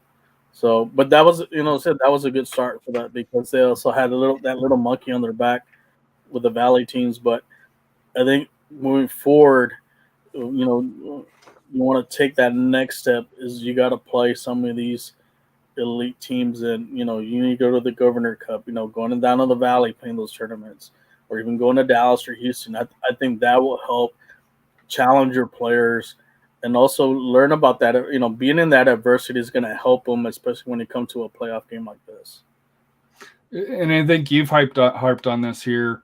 Having a loss or two early, especially if it's against a 6A school or an elite level school, is not a bad thing. And I think that's been, I don't want to say it's a frustration of mine, but Southwest does, put up the 20 wins, 2 losses, 1 tie, but it seems like when it comes to the playoffs, and you said this, the year one when I think that they were undefeated for a long stretch, that they hadn't played anybody, and come playoffs it'll catch up. So hopefully, if you're listening, Southwest, like I said, here, huge fan. Hopefully you guys can take that next step. But yeah, the outer conference scheduling or out of district scheduling is something that hopefully will get much better. Top 5, you have Alamo Heights Mules, 18 wins, 8 losses, 1 draw. They finished second in D26. They beat Georgetown Eastview. They beat Harlandale. They lost to Georgetown in the regional quarterfinals. So thoughts on the Mules? District 26, 5A, that was another tough one because they had Dripping Springs boys who were the who made it to the state to the state final. But they did had a quality win. They actually went up to Dripping Springs and beat them. So they were one of only two losses that Dripping Springs had this year. So that was a great confidence booster for the Mules going into the playoffs, because they knew that first round game against Georgetown Eastview, which they have a quality program as well, it was going to be a dogfight, and they were able to win that one. They had some disappointment last year because they got knocked off in the first round. So they were able to get some little revenge and then beat a good Harlandale team, able to kind of figure them out in the second half and pull away. And then this just came a little short against a really talented Georgetown bunch, and you could say Georgetown beat also, you could say they beat Southwest in the first round. So ended up beating Alamo Heights in the quarterfinal round. So Alamo Heights, I think the boys will be, I think next year, like I said, they're gonna be in 27 5A. They're probably more likely going to be the favorites for that district title, And like I said, I think they can still make a deep run again next year. Yeah, because Alamo Heights will be with Brackenridge, Burbank, Edison, Highlands, Houston, Jefferson, Lanier, and MacArthur. So, and I think that was one of their concerns is the depth of the district isn't as deep as they were in for that here. And I know that there were some discussions on, if they can move around, and unfortunately that was where they were placed. Number 4, Smithson Valley, 22 wins, 3 losses. They finished first in District 27 6A. They beat Brandeis. They beat Austin Westlake, and they lost to Reagan in the regional quarterfinals. So your thoughts on number 4, the Rangers? They had a great season this year. I know it didn't start well with that 5-0 loss to Reagan, but they ended up winning like 20-something games in a row. And then they had a little bump in the road against the Clemens and I guess actually against the Braunfels. And that opens, kind of like an opportunity for Clemens and trying to win the district title, but Smithson Valley was still to hold on to win the district. And then they had a really stingy Brandeis team, which, they were probably concerned because Brandeis had been surprising a lot of teams, but they were able to knock them off. And then a big win knocking off a very talented Westlake, and they beat them in penalty kicks. So they went up to Buda. So a great quality win, but then they just ran into a really good Reagan team. Like I said, this was like it was a rematch game, and I'm sure that 5-0 loss from the first time around, that was in their heads. And I know me and Coach Connor were there at the game at Piper Stadium, and it was a great back and forth game. Reagan took the lead, and then Cincinnati got one back, but they just couldn't, like I said, break through and get to tie things up. But they had a great season, and the one thing now, they're now moving down to 5A, and so they're going to be a team to contend with. And I think, honestly, they're going to be the favorites for that District 26 5A, and they may, like I said, have an opportunity to go deeper into the playoffs. I can see them going into the regional semifinal, like in the regional tournament next year. So they're gonna be a challenge for a lot of the San Antonio teams in the 5A for the 5A conference. So in that 5A, Bernie Champion, Como Canyon, Como Piper, which I believe is a new school, right? Yeah, Piper, you're gonna look out for Piper because I know they're a new school, but don't be, like I said, they're returning everybody back, so they may surprise some teams next year. Smithson Valley, Kerrville, Tybee, Veterans Memorial, Wagner, and Seguin. That'll make that up here. Number 3, Harlan, team that I followed here because I know a lot of their players, or at least on the girls' side, I know a couple of the players that attend AJ's club team. Harlan Hawks, 23 wins, 3 losses. They were first in 29. 6A, they beat Laredo Nixon. They beat Brownsville Rivera. They beat Laredo LBJ.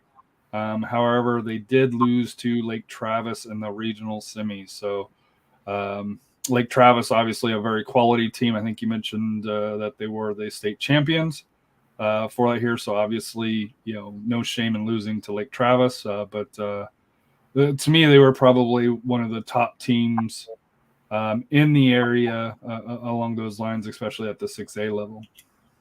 Yeah, Harlan, I had him for a while for my, as my number one team in San Antonio, and they had a great run this year, and I know they were looking forward to that Lake Travis rematch because I think they felt a little cheated out of the last year, which I think they should have won that game, but because of a bad call. And I was looking forward for this game because we got to see the game, and it was just back and forth, and just excited that they got this rematch. But they were down, they got down, they came back on a equalized really quick, but they just couldn't build upon that, and Lake Travis took advantage of it, and they was able to get 2 other goals and end up winning 3-1. And I honestly thought this was Harlan's year to kind of knock off Lake Travis, because of the experience that they had and that little chip on their shoulder. But kudos to Lake Travis. They were on a mission to win, winning that state title. So next year we'll see how Harlan has next year, what numbers they have coming back. We'll see how Sotomayor is going to affect them because it is going to affect their program as far as their numbers, especially from the JV. The JV's moving up, So, but I think they'll still be in contention for the 29 6A title for next year. They'll still be one of the top 3 teams. Number 2, one team that's been mentioned several times, both on the boys' side and the girls' side here, the Reagan Rattlers, 20 wins, 4 losses, 3 draws. Finished first in District 28. They beat New Braunfels in the district. By district, they beat Austin Bowie in the area. Beat Smithson Valley in the regional quarterfinals, beat Laredo Alexander in the regional semis, and unfortunately, they lost to the state champions in the regional finals for that year. So, a great year for Reagan. Tough way to go out, though. Yeah, this year, they were one of the teams to watch. Like I said, the first game I got to see them was against Smithson Valley, and that suffocating offense, that high press, really gave a lot of teams a lot of problems. And looking back, kind of looking, it's like, hey, this may be the team that may knock off Lee. And sure enough, they're able to win the district title. I think they ended Lee's long district winning streak. Great win versus New Braunfels, which last year they lost to them in the first round. So I'm sure they had some revenge on that game. Beat a really good Bowie team. Beat a really good Smithson Valley team. Basically dismantled Laredo Alexander in the regional semifinal, and going into the regional final with Lake Travis, it was gonna like two different styles, And I really thought Reagan was, kind of looking at both games, like Travis's game against Harlan and Reagan's game. I really thought, Reagan was going to be a little more fresher, and then how could Lake Travis, can they adjust to their press, and because no one had been able to, and Lake Travis was able to find a way, and they got a 2-0 win, and ended up winning. Like I said, they ended up winning the 6A state title. I really thought, like I said, Reagan was going to get into the state tournament. I thought they were going to knock them off, but kudos to Lake Travis and their coaching staff and finding a way to win and getting a good game plan for that game. But they're going to be a team to watch next year, and then they still got a good core of players coming up, in that group, and I think they're still going to be the favorite for 28 6A. I think it's going to be neck and neck, probably with them and Lee next year, and Johnson in there. So like I said, don't be surprised if Lee can hopefully, like I said, Lee or Reagan knock the door and get into the state tournament next year. You might just fake dove. He moved his head and didn't make any contact, and then fell down and got a red card. Are you kidding me?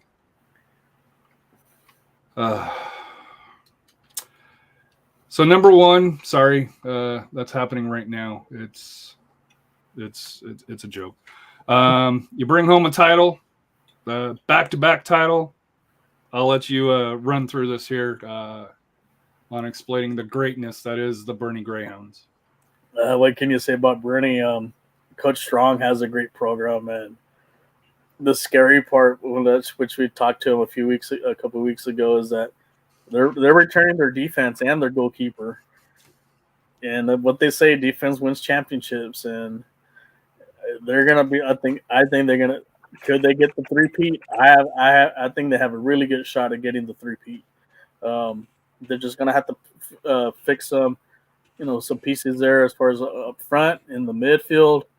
But like I said, they don't rebuild, they reload. And knowing Coach Strong, I think some of the younger players are going to really step. And that's what happened this year. Their younger players stepped up and they took the ride, the deep run into the playoffs and got that state title. Not like I said, the one interesting part about that, they were behind in a lot of these games, and they end up coming back and scoring bunches of goals and blowing teams out. And if you look at those playoff scores, the only competitive game they had was the final.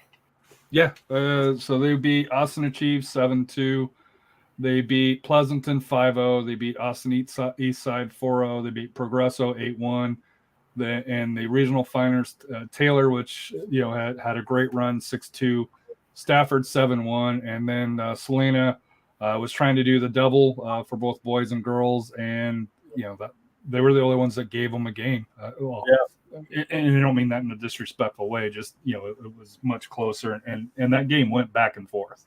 Yeah, and like those games, like I said, that semifinal game against Stafford, they were down 1-0, and then boom, they went on a 7-goal rampage. And the same thing with this game. Salina scored first. Bernie found an equalizer, and they knew and the one thing about this team, and I know Coach Strong mentioned this, they played very relaxed. They didn't have any pressure because, and he told his players, they have to beat us. We've already been here. We already got our ring. They have to beat us in order to get the state title. And I think that really helped those players, stay relaxed, stay focused, and they were able to get the penalty kick score goal in that overtime, and now they have their second straight state title. So congratulations again to the Bernie Greyhounds. What an excellent season. So that wraps it up. Any surprises? Or I guess I should ask the same question that I asked on the girls' side. Between Harlan, Reagan, and Bernie, was it close, or this one here I think was a clear, obvious one, right? Yeah, this was a clear, obvious one. When you win back-to-back titles, it is. I think they're one of the rare few teams. I think the fourth team in San Antonio to do that. It's very rare to win. It's hard to win a back-to-back state titles unless you're Frisco Wakeland, like the boys. They won 2 in a row, and they won like 3 out of the last 4 or 5. But that tells you something about the Bernie Greyhounds program, and like I said, they can basically kind of ran away with the top spot. But and I'm looking forward to see if they can do it again. I honestly think they're gonna probably pull up the three-peat. They just have they have the tools, they have the great talent, they have a great coach, and that comes into a factor a lot, especially in these playoffs, making the right decisions and so forth. So, but as far as with the rest of the teams, boys, hopefully, like I said, one thing we talked about is like the 6A ball. We still had another. Region 4 had another champion. Because it stayed in Region 4. Last year was Lee, and this year was Lake Travis. And I know Lake Travis is going to be rebuilding this coming year. They're losing a lot of seniors, so we're going to see who can step it up. As far as here in San Antonio for 6A, I still think it's going to. I think it's going to be between Reagan, Lee, and Johnson. Harlan may have a little. Harlan, like I said, we'll see what they have. And 5A, I think the surprise. I think the one team that really look out is Smithson Valley boys. I think they're gonna be dynamite. Now, can they beat, like I said, teams like Georgetown, Eastview, Liberty Hill, the Valley teams like Porter, Venice Memorial? It's gonna be a tall task for them. And Same thing with Alamo Heights, and then like I said, 4A boys. Who's going to challenge Bernie? Will it be Lavernia this year? Could it be Davenport? Because Davenport has, they're still fairly new, keeping a lot of a lot of players back. Or will it be another? We have two teams that are dropping down from 5A to 4A, or just Kennedy Memorial. That's a possible. A change of classification could be a difference. So we're looking real forward for 2023. Like I said, we have a new realignment. We have some new teams going to be playing next year, and like I said, I'm sure you're going to catch us out there live streaming some of these games, and we'll hopefully get to cover everybody again. Yes, Matt. Yuma is a joke. We're doing a high school show, so I can't say what I tweeted, but through here. Final question, not high school related. In about 15 minutes, CONCACAF finals or Champions League finals kickoff. 2-2. Seattle Sounders sell out 67,000, I believe is what I heard, against Pumas. Who you got? I know you're real familiar with Liga MX. This is Seattle Sounders game to lose. They have to win it, right? They have to win this game. If they don't win this game, this is a perfect. You got the 2-2 tie. I don't think they're doing away goal. No, they do away goals. Goal still? Okay. So they had the 2-2 tie. They got the away goal advantage. Assuming that they can keep it. If they get a goal, I think it might be done. It'll be too much of a tall task for them, for Pumas. But this is a perfect scenario for them to finally kind of break through and win the Champions League, and then go on to the club championship, which I don't know who they'll play. They'll probably play maybe one of the Asian or African club team champions and so forth. Maybe they'll get to play Real Madrid. Who knows? We'll see. So Matt did you see any USL contenders from the high schools? I'm assuming he's talking about players. Any players that you think that could possibly, sneak into a USL San Antonio FC academy, and get promoted up to the main roster?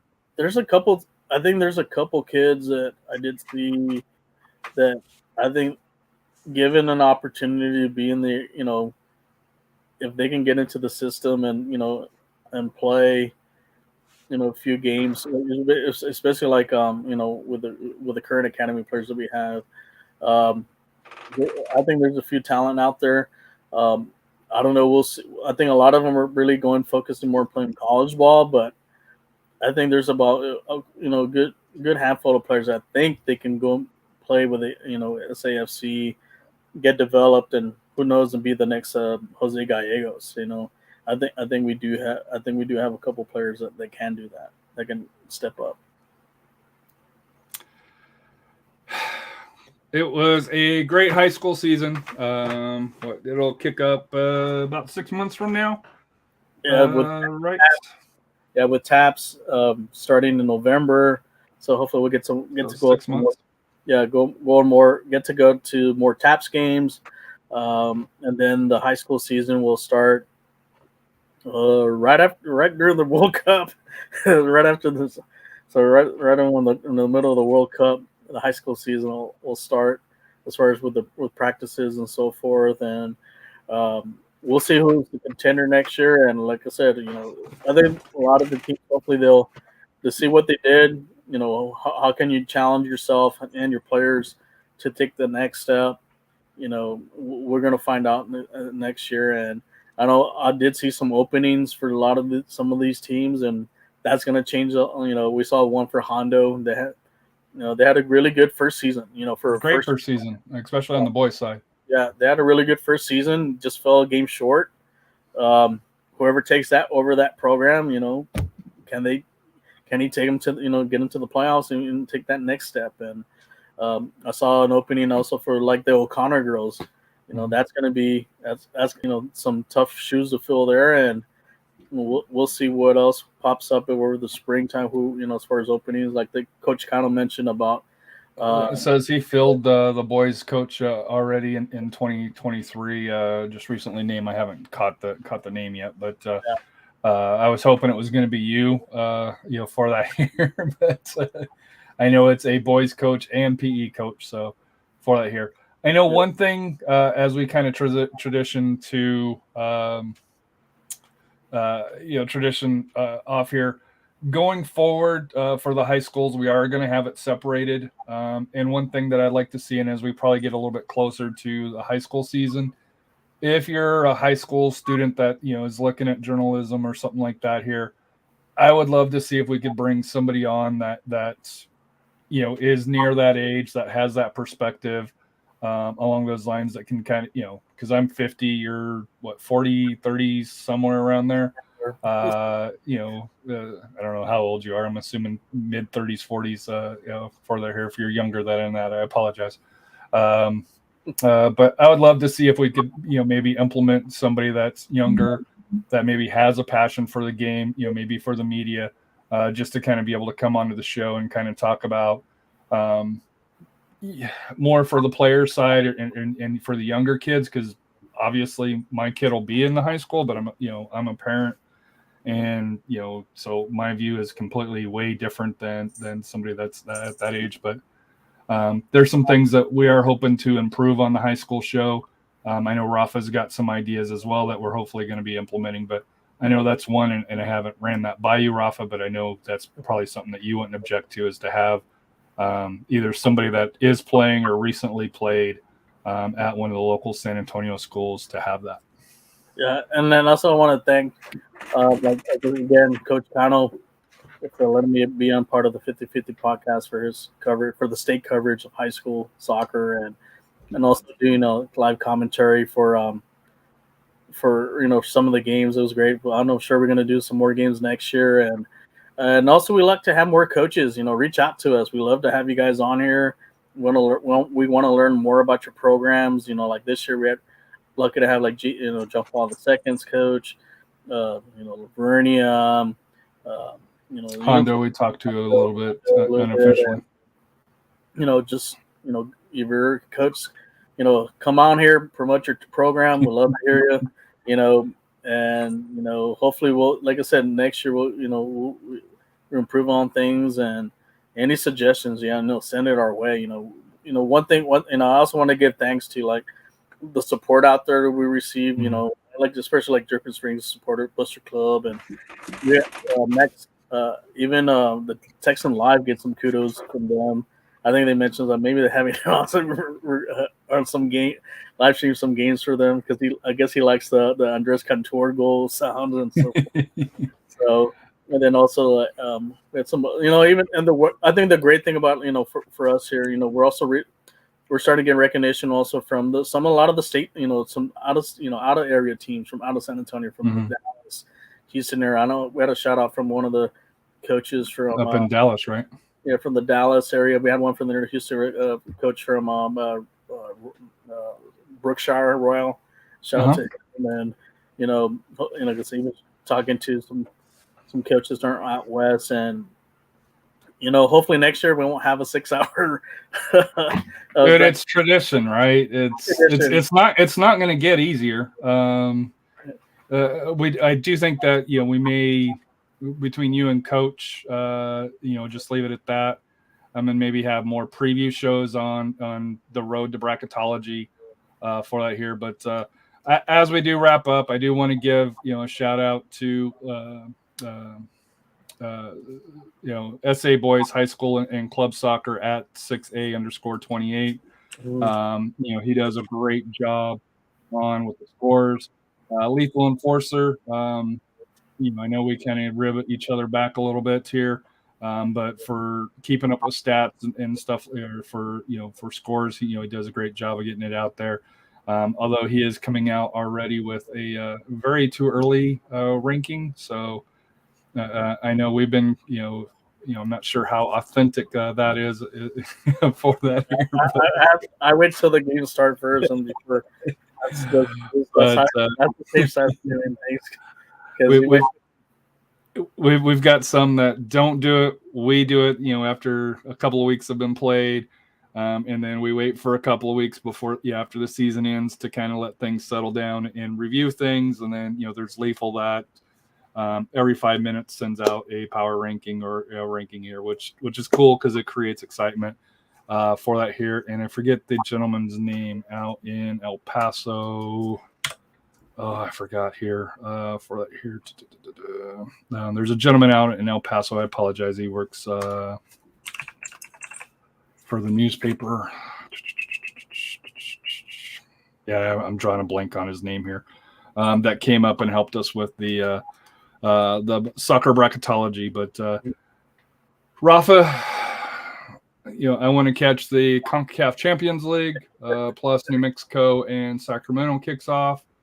I need to go have an adult beverage because I cannot believe Yuma got a red card for a dive.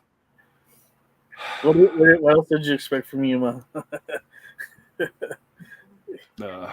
like the Ric Flair of the USL, the biggest player. Oh, there's a name, Felix Chavez from El Paso. Felix Chavez, yes, from El Paso. He's the go-to for El Paso, West Texas sports. We do need to get kind of connections a little bit more up in the Dallas-Fort Worth area. Scott, I know you're up in Wichita Falls. Come home at least for the high schools, Wichita, North Texas, that panhandle area. We know you're not doing anything. It's time to get back, get back in the game. He might get into coaching because his son's already playing soccer now, so he might he'll be calling me up for, hey, could you send me some lesson plans? So let me I don't, you haven't seen this here. You haven't seen this, and this is from Twitter here, so I think we'll be all right for it here. What screen is this? Oh, and one thing, there is going to be like an all-star game coming up. I think the 14th. That was the force, is what that was. Oh. All right, so that was the force, is what that was. Yeah, that's the red card. That was the force, is what that was. Is he doing his Darth Vader force headbutt or? I don't know, and so that's courtesy of FC Tulsa. Obviously, the SBN off of Twitter, social media through there here. They're at half now. I would love to see the ref come back and say, "Oh no, we're rescinding it. He's back on." But I know they won't. I don't think that they can do that. But that would be the only fair thing or to give Yuma a retro card for some BS reason to level things out. That. I think they had some. I think El Paso Loco was selling like today Star Wars posters. Yeah, because it's May 4th. Yeah, May the 4th be with you. Yeah, something like that. Wish SAFC would do something like that, especially with the blackout jerseys. They have the Darth Vader stuff. We could have done something like that. So speaking of SAFC, they get Phoenix on Saturday, 9:30 here in Texas. I know the Czechs are already in Arizona because they unfortunately saw the Man City loss in Tucson at some bar. I know Jonathan Czech found a new beer, which he liked along those lines. Be safe. Like I said, have fun. Like I said here, we'll be back we won't be back Sunday morning because of Mother's Day. To all the mothers out there.